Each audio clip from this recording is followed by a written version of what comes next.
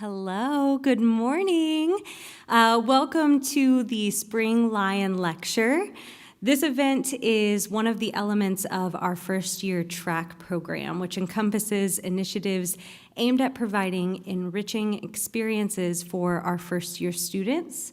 And this specific event is presented by our Book in Common, which we hope reaches beyond the first year course and into our greater campus community by providing opportunities for conversation, growth, and a shared experience. I believe that our book this year, which is Spare Parts by Joshua Davis, has been accomplishing just that through our fall. Our spring event, the Lion Lecture, sees our esteemed faculty and staff present their own unique perspectives that tie in with the variety of the themes that connect back to our Book in Common. This was a tale of ingenuity, overcoming obstacles, robotics, and personal development that's all going to be translated for you today into real-life professions and passions in the form of brief presentations occurring today. Before we kick off our event, I'd like to first thank Dr. Mark Rudin, the president of Texas A&M University Commerce, for his financial support in our Book in Common events. Without further ado, please join me in welcoming Dr. Raymond Green, Dean of the Honors College and our MC for today's event. Dr. Green.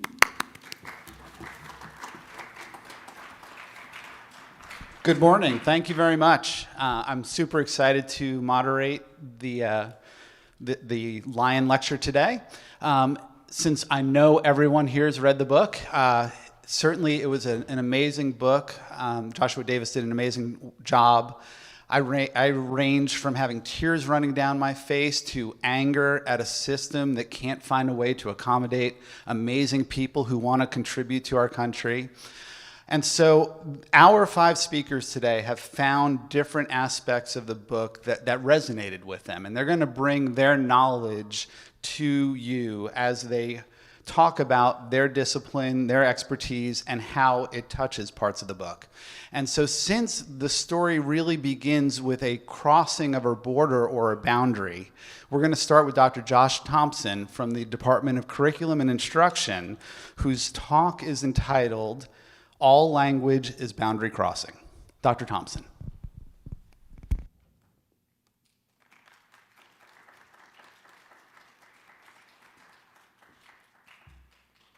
Thank you, Dr. Green. Thank you all for participating. Thanks for coming as a member of a group that is looking for something new. You are engaged in a game. Dr. Thompson, your mic's not on. Be right back.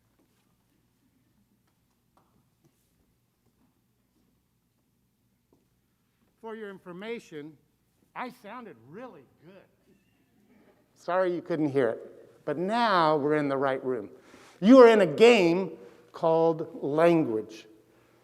And it's a test, a constant test to see if you can get across the boundary of a mask, of interpretation, of understanding, or even just of wanting to understand. I sincerely appreciate that you showed up on Monday. You swiped, you get some credits, you get some points. Some of you may even be here from our signature course on Wednesday nights. Not required to show up on a Tuesday morning, but hey, but they already heard this. I practiced with them on Wednesday night last week. The mic worked that time. But here you are, negotiating language, looking for ways to use your power, your strength, your understanding. To do what?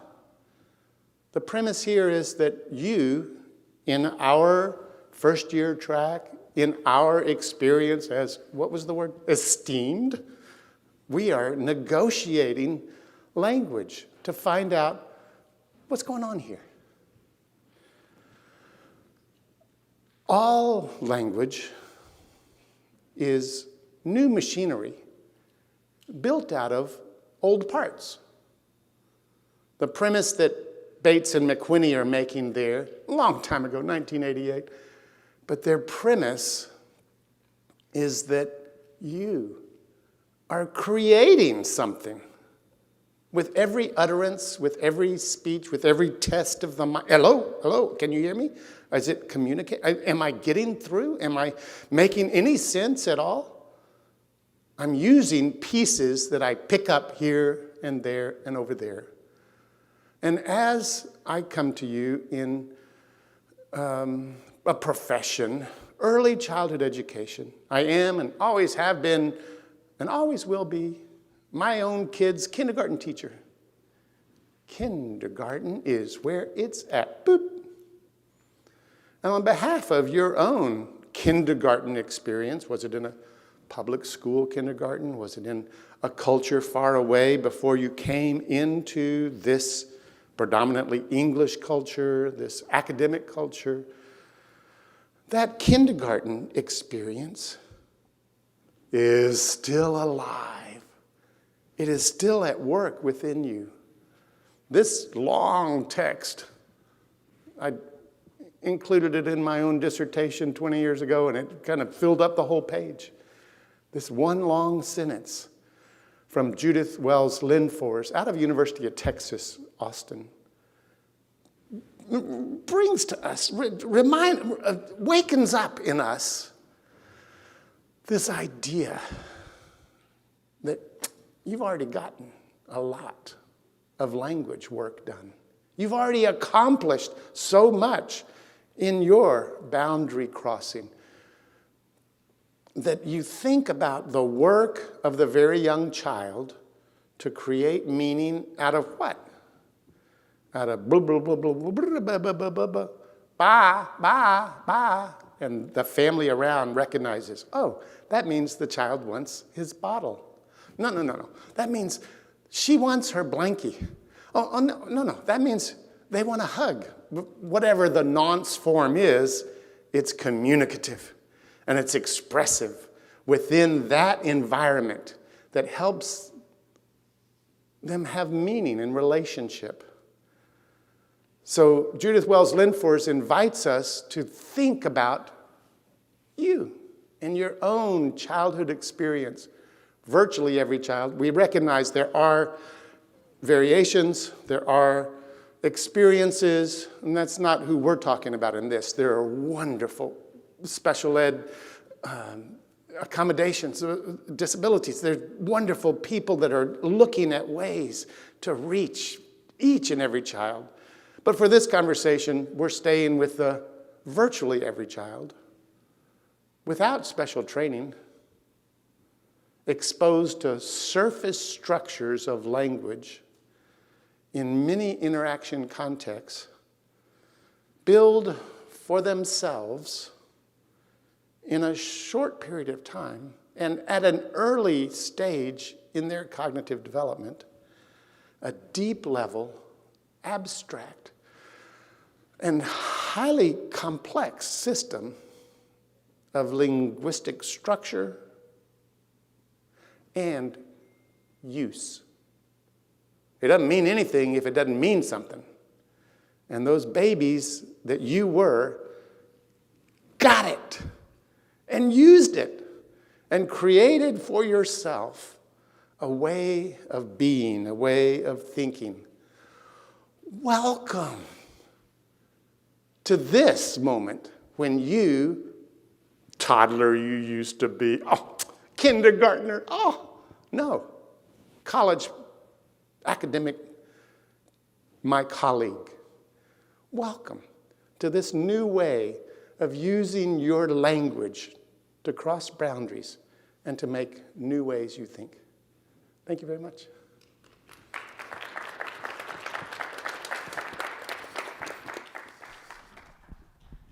Thank you, Dr. Thompson. Dr. Thompson reminds us that language was a boundary for our protagonists and for everyone as college students, as you learn the lingo of college and of your discipline. And that navigation is the key to success. And so going to turn now to Dr. Bertrand Iden from the Department of Engineering and Technology, who was impressed with the ingenuity of the young men in the book and is going to tie their creativity to his research on drones. Dr. Iden.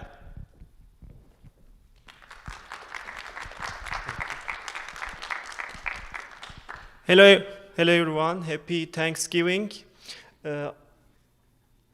I'm going to talk about drone applications for environment and society today. So I want to start with a little part from spare parts where he talks about using little money, small set of hand tools and their ingenuity. This is exactly what we are doing at Department of Engineering Technology. It's actually our mission statement is practical ingenuity. We are trying to develop engineers who can do critical thinking to solve problems, because critical thinking is the most important skill for an engineer. To do that, we incorporate critical thinking projects in our lectures, but we also have student clubs such as Drone Club. I'm the advisor of the Drone Club. Here our students finished a drone from scratch with very limited budgets. And in each step, they are actually solving a lot of problems. Because it might look simple, but in every step of that process, there are a lot of problems to solve. And they also learn how to fly drones, if anybody is interested. You don't have to be an engineer to join the Drone Club. And then we also have a drone development research laboratory. Again, me and my colleagues with limited budget, we are trying to use ingenuity, critical thinking to create big concepts. We built these drones with a 24 kilogram payload capacity, which means we can attach basically pretty much anything we want on the drone for different applications. And the first one, this is an experiment from in commerce, where we use fire extinguishing spheres to extinguish a fire. And in the last picture, you can see we are actually dropping acorn seeds. And this application is for rebuilding forests after a wildfire, for reforestation. So what is the first thing that comes to your mind when when you hear the word drone? Think of it for a second. I'm guessing it's photography or camera, right? Something that sort. But actually drones are way bigger than just photography and camera. So today I'm trying to go through these applications real quickly, only a limited number of them. So I'm going to start with healthcare applications. So drones have been started using for carrying AED to emergency scenes, so that if there's a doctor in the scene, the doctor can use the defibrillator the drone brought and immediately apply to the patient to save the life before the first responders arrive to the scene. Drones are also used for carrying blood samples, vaccinations, and medical supplies to remote areas. In healthcare, another application is actually carrying medication indoors. It can be hospitals, inside the hospitals, or assisted living centers, to carry medication to very precise locations at very precise times, all autonomously. This is actually in research state. It's not commercialized yet.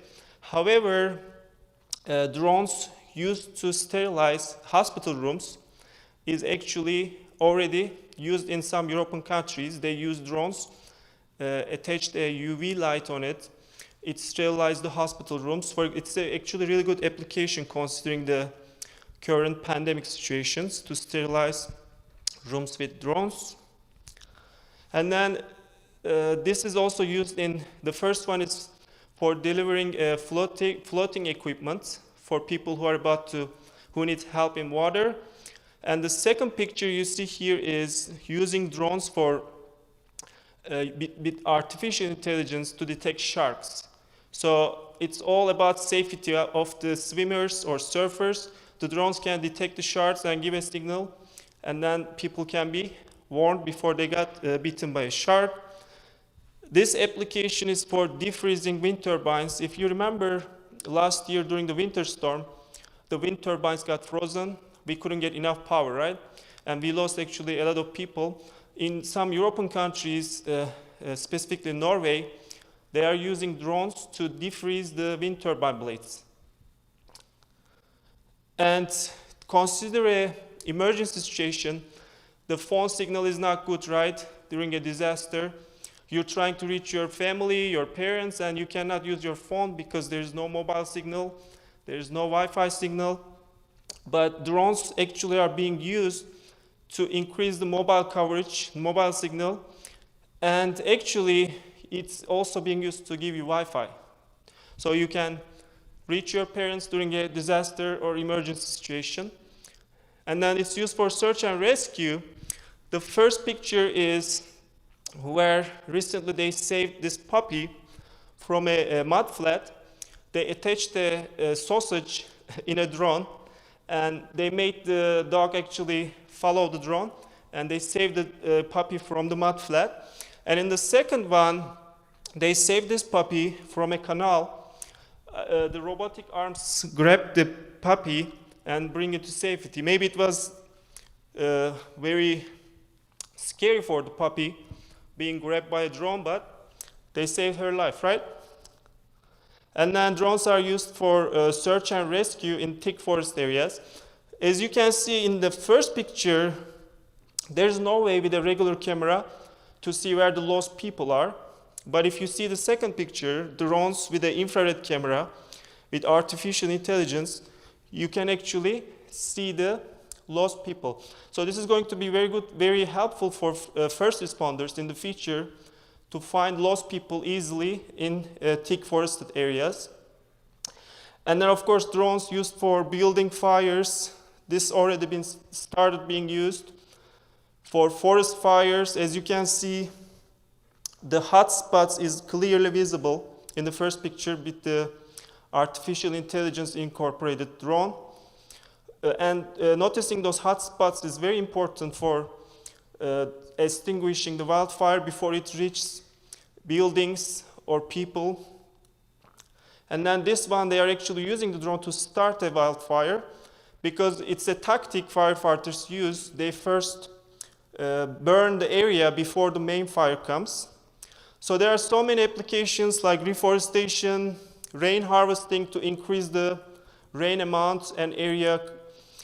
Actually, this has been used in Texas for the last 30 years, but now United Arab Emirates is using with drones, doing this with drones. So I'm going to conclude with what you can do with drones. If you buy a drone for fun, you need to register it to FAA for $5. You need to take the trust training. It's a federal law. It's a no-fail kind of exam. And then you need to review the rules, fly within 400 feet. And then you need to install this application. It's free, so you can see where you can or you cannot fly your drone. Thank you very much for listening.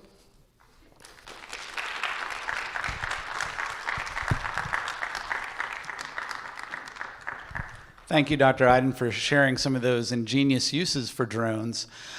Regardless of how creative Oscar, Lorenzo, Christian, and Luis were, they needed support from their teachers to succeed. And I think that's true for all of us in this world, that without the support and help of others, it's rare that we can thrive and push forward. And I think that's particularly true in the educational environment.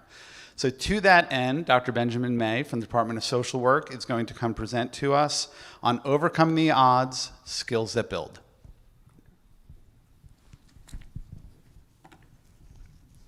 Thank you. Thank you. Good morning.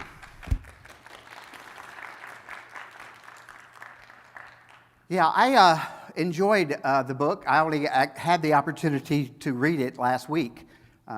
So it was something very interesting to me. But when I read it, it had a lot to do with the belief in these three young men that were kind of facing things that could possibly demotivate us or make us frightened.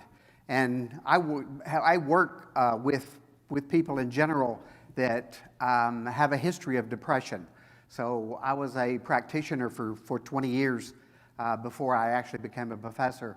And I saw a parallel between people that have depression, people who have problems in their life, and they face that wall, they go over that hurdle, and they don't have the motivation. And that's one thing that I do with all my classes. I really try to get them to understand what they want to do for their career, what kind of motivations do they have in their life, how do they make their life a balanced step. And I was really impressed at how motivated these young men were to, once they face these hurdles, to keep overcoming them. The thing in my life that happened, I don't share with a lot of people, mostly because it's always been something that's very difficult for me to share with, is the fact of I overcame odds myself. Being dyslexic and dysgraphic didn't give me much opportunity to make very good grades in high school. And you can see by the time I graduated high school, I could not read and I could not write. It was an opportunity, but I wanted to be a college professor. You can imagine overcoming the loss it takes in order to do that. So I had to spend many years of understanding what my problems were, how to be able to motivate myself, how to be able to teach myself the things. And you can see the things that people with learning disabilities face. 38% of our young people in the United States have underdiagnosed levels of learning disabilities. And you can see that individuals with learning disabilities have social skill deficits. They have linked to unemployment because they can't read and write. And they have substance abuse and suicide levels that are a little bit higher than most of the rest of the public. So you can see that when we study the brain, we have a couple of areas that good readers have that people with dyslexia do not have. This is in the parietal lobe and the occipital lobe here. There's an area there that allows good readers to see words and be able to recognize those words. And you can see, even when I made this presentation, I couldn't spell that word affected. I actually had to highlight it. I had to look it up on my Google in order to be able to spell it, because I can't spell the word. So you can see how difficult that can be. Some old myths, we reverse words, but we really have trouble reading and writing, and that's the thing. So the key to this is making sure that you have dreams that allow you to be able to motivate yourself to move to the areas that allow you to overcome these. So how did I do that? I first began to tape all my lectures. So I taped everything. I listened to those lectures while I ran or rode my bicycle, and I actually learned them very well. So the key to that is I used colored note cards. Almost everything had a different color. I studied math. I used green. I studied other. I used colored note cards. So you can see we have to find ways of motivating ourselves in order to overcome these odds. This is just a little thing that I give. If you take one of my classes, I ask you to give me a list of 20 dreams that you have, possibly. And what I'm really trying to do with this is I'm really trying to help my students understand motivation. And I find that many of them don't have dreams, or they're coming into an area, or they're studying English, or they're studying mathematics or something else, and they're not motivated. And I really try to get them to tie their dreams to their motivational factors. So I have every one of my students fill out this form. So it has 20 dreams on it, and I take that 20 dreams, I break it into 5 different classes. I try to get them to begin to use some of these goals of what their dreams are. And you can see that I do have coping skills over here to the left. Of course, finding a career you love. Next is building a positive support system. Then hobbies that are creative, movement and health, and of course the last is spiritualism. So I'm really trying to build in these good positive behaviors, so many of my students begin to experience life in a way where they're enjoying their college experience instead of just pushing their way through. So Here is my email. If any of you would like to be able to just sit down and go through this dream list, I'll be happy to review your list with you. I'm at benjamin.may@TAMU-C, and there's my telephone number, 903-886-5512. Be happy to talk to you about your dream list. Thank you very much. I appreciate it.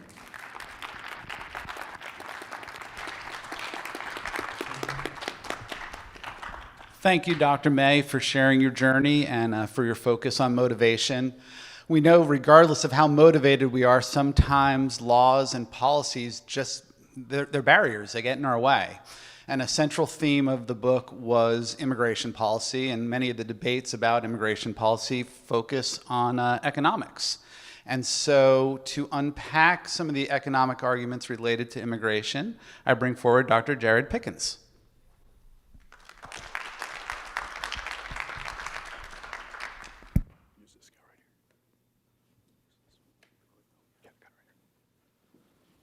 Hello. This on? Yeah, we're good. All right. How's it going? All right. How's it going? I've known Dr. Ben May for a long time. We've had many discussions. I never knew that about you. Hats off to you, sir. Outstanding stuff. So I'm going to talk to you a little bit about economics. That's probably what you just thought. Okay, but before you look at it that way, let's talk about what economics is and what economics is not. My students right now that are forced to be here today, you're welcome, they're like, are we going to go over this again? And so what I want to do is I want to talk about economics, the overarching ideas of economics, and I want to apply it to an amazing book. Now, if you step back and you think about just the books and movies that have changed your life, I bet you could come up with a couple, right? Maybe 3, maybe 4, maybe 5. If you're like me, and you have your nerd goggles on, you're looking at every movie with the financial implications of their decisions and their economic decision making.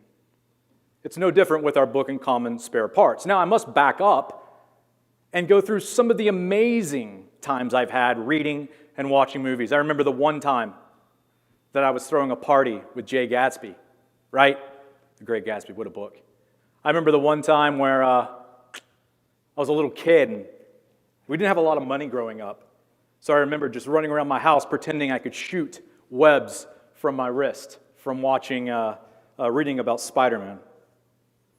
I remember this one time, I binge-watched this TV series where I became a science teacher with cancer. That the only way to save my family was to cook crystal meth.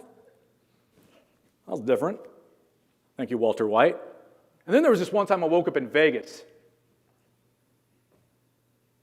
with a missing tooth and Mike Tyson's tiger. Is this on? So, books and movies can lead us to all amazing things. But the thing that I ask you when you read a book, college students, and you watch a movie, is how are the economics in the movie, what's at play there? Who is this person? If you say George Washington, that's not completely wrong. That's a lot of my students will say that's Adam Smith, the father of economics. So what is the study of economics, and how does it apply to this great book, Spare Parts? Well, economics at its most basic elementary level is the study of choices and decisions. That's all it is. It's about choices and decisions. As college students, you sit there right now with many choices and trying to maximize your ability, maximize your future. And I applaud you for that. When you're looking at economics, you're looking at maximization. We're trying to be efficient. Now, I want you to look to the person to your left and look to the person to your right. The great thing I can tell you in this country and in this world is that the person to your left or your right, they're better at something than you are, and you need to just get over it. And if they weren't better than than you, then that would stink. Because Adam Smith and many economists believe that the United States and many major countries We are efficient because we have the specialization in labor. And our book in common tells us that the specialization of labor is important. Think about the 4 individuals that were on a team that knocked out MIT with $900 and some tampons. If you didn't read the book, that was weird. So yeah, human capital. The great thing about all of us in this room is that we have a specialty. There are some things we are not good at too. Think about our team. We had somebody, Lorenzo. Lorenzo was amazing. He reminds me so much of my father. Not a good academic. That's okay. You don't have to be. But you know what? Lorenzo worked with his uncle or his actual stepfather as an automotive mechanic. So what did he bring to the table? He brought those skills to the table. We look at somebody who their entire life wanted to serve in the United States Army, a JROTC individual like Oscar. Oscar, what was his strength? A born leader. These things that I'm talking about are part of our human capital. Human capital are the skills and just the cool stuff and the things that we can add value to an organization. It's our education. It's sitting around at an auto shop, learning and just watching, and then being able to bring those skills and that knowledge into any organization, even into the classrooms, right? So we have a puzzle here. That team does not beat MIT. That team does not do what they do without their own specialization set of skills. You cannot be great at everything. I know you want to be, but you have limits.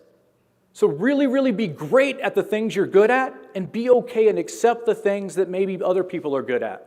When you're building a team, build those in a way that they did. They had the perfect team. Now, some things that I would tell you guys while you're in college, and I've only got a few minutes here. You see this guy who kind of looks like Edward Scissorhands. It's kind of scary now. But my whole idea there was to show that we all come with different tools. We all come with different strengths, and we need to make sure that we know how to apply those in the job market, right? So, human capital. Do the things that's going to make you more valuable to the world. Read a book. Go to a book club. Go do a certificate on LinkedIn. Take a class just for the heck of it. Learn something. Some of the best skills that I think you're going to need moving forward are digital skills, analytical skills, Microsoft Excel, those types of things. That's going to set yourself apart. So ask yourself, what am I really good at? And get better at it, because specialization is what makes this country great. Capital efficiency, that word, that's what they did. In my last minute, they became efficient because they used the strengths of one another to go out and win, right? They made that decision with only $900. So they didn't have $10,000. How did they make up for the $900? Their human capital, their experiences, their lived and learned experiences. That's how they did it, with $900. I have to be honest. Reading that book, and then my son and I watched that movie, and it was a lot of fun. But as Dr. May talked about, just the struggles that we are up against sometimes, the day-to-day struggles. And what I would say is that in the United States today, there are jobs that are unfilled because we have no workers that are trained and specialized to fit those jobs, and it's hurting our supply line right now. We're seeing it left and right. Speaking with AT&T, and I'll end you on this note, that our economy can become more efficient if we can have a proper and true immigration policy that aligns people's specializations from outside countries to come in and help us. Thank you for this opportunity, and have a great day.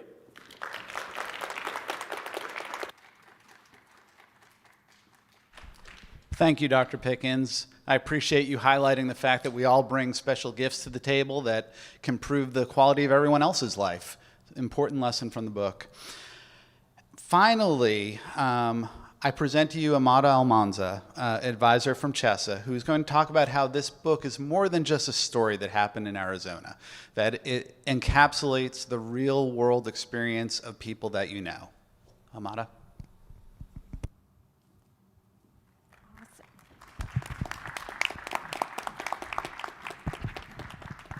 Making sure. Is this on? Can y'all hear me? Awesome. Okay, before I start, I'm just going to give a brief explanation of my images up here. The ones to my right is my images when I was a child back in Mexico. And then to my left is my first pictures when I came to the United States. As you can see, the first one right here is before classes started, and the one right next to it is after classes ended, knowing that I was going to be there for a few years. Okay, so 19 years ago, a little 4-year-old crossed the border with nothing more than a pocket full of dreams. Those dreams did not include a college degree, a full-time job, or citizenship. Those dreams were being able to see her parents one more time after they left her motherland when she was 3 years old, and seeing La Bola del Centro, which is the reunion tower in downtown Dallas that her dad had promised to take her see when she arrived to the US. I share my story as an undocumented DACA immigrant. His journey started as an oblivious little 4-year-old that wasn't aware how drastically her life was going to change coming to a new country and being an undocumented immigrant. I certainly didn't come to the US following El Sueño Americano, the American dream that my parents used to talk about. But my parents, the original dreamers, had an American dream already planned out for me, which was getting an education, and this meant a high school diploma. As immigrants, we often share the sacrifices our parents make in order for us to be here. But it continues to surprise me how a 22-year-old and a 24-year-old stop chasing their own dreams in order to give me a better future. As young adults, my parents weren't expecting the significant discrimination I was going to receive as I grew older. But they raised me with enough perseverance and faith on my Creator in order to not quit. As a senior in high school, I made the decision to continue my education despite the obstacles in front of me. I applied to an institution in the Dallas area and was told after visiting their campus that college wasn't meant for people like me because we couldn't afford it without financial aid or since we didn't qualify for scholarships. After that very disappointing visit, I decided to stop applying for college and accept the fact that college was not meant for me. A month before graduating high school, my teacher, Jose Rodriguez, TAMU-C alumni, invited 3 of my classmates and I to visit A&M Commerce. I didn't share my status with him or during my visit, but I still submitted my application the week after our visit. I had attended orientation still not being sure if I was going to attend A&M Commerce.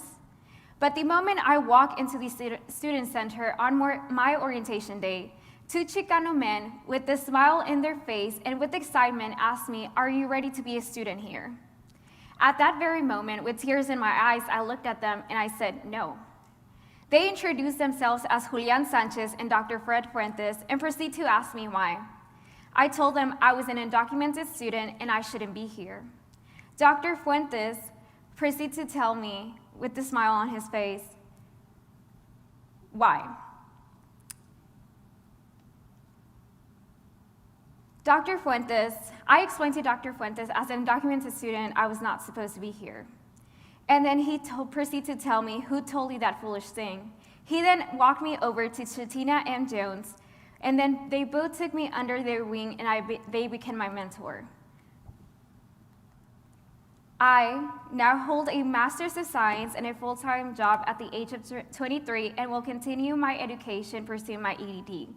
Many might say that I have accomplished the American dream, and I should be grateful for being under DACA, which I call my American subscription that I have to renew every 2 years in order to keep the fruits of my own labor. As an undocumented immigrant, we often find ourselves walking on eggshells to contribute to a community that often doesn't see us as humans, but only see us as our status. You might say, "Amada, I don't see you as only your status or a criminal," but you have to remember those with the power to make laws do. I believe everyone in this country has a voice, but not all of us has a vote.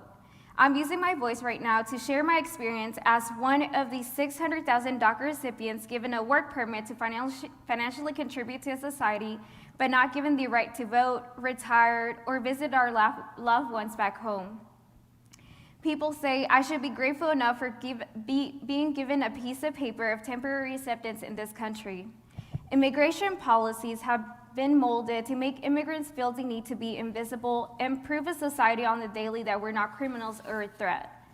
As American citizens, you have the moral obligation to use your vote for those that can. This morning, I leave you all with the quote from Martin Luther King Jr. that says, "Law and order exist for the purpose of establishing justice, and when they fail in this purpose, they become the dangerously structured dams that block the flow of social progress." Thank you all.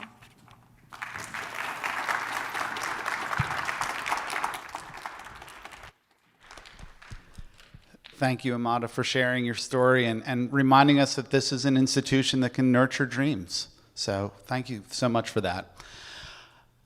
If we do college right, it reminds us of the complexity of life, how so many different threads can tie into the facts and ideas that we know or think we know or will learn at some point. And our 5 speakers today did a wonderful job of taking, the seed of one book and showing how so many disciplines play into the stories that are in it. So let's have a round of applause for our presenters today.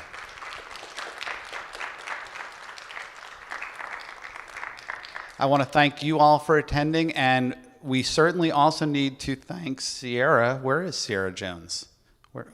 She's lurking back here. Who did so much work to organize this event today. So thank you, Sarah. So that ends our Lion Lecture for today. Go learn some stuff.